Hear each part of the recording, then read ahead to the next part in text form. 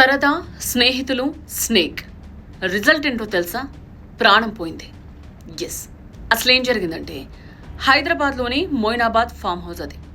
రాత్రి 3 గంటలు అవుతుంది. నవాజ్ సయ్యద్ ఖుమైజ్ 30 సంవత్సరాలు ఉంటాయి. ఫ్రెండ్స్తో కలిసి సరదాగా గడుపుతున్నాడు. అక్కడికి ఆ సమయంలో ఒక కట్లపాము వచ్చింది. వెంటనే దాన్ని చేతిలో పట్టుకున్నాడు.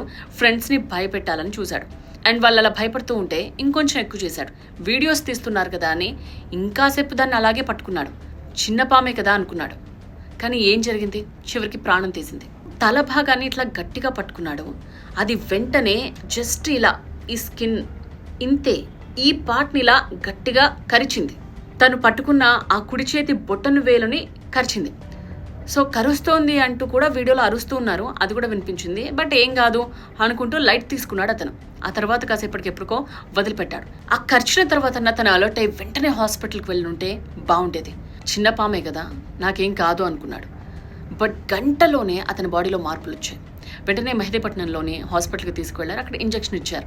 సీరియస్నెస్ అర్థమయ్యి ఉస్మానియాకి పంపించారు. హాస్పిటల్కి రీచ్ అయ్యే లోపే ప్రాణం పోయింది.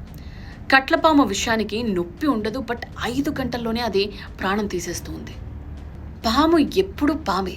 సైజ్ చూసి మోసపోకండి. కరిస్తే వెంటనే 108కి కాల్ చేయండి, హాస్పిటల్కి వెళ్ళిపోండి. సరదా కోసం ఇలా ప్రాణాలు తీసుకోవడం ఏంటి? ఆలోచించండి. ఈ ఘటన మీద కామెంట్ ఏంటి?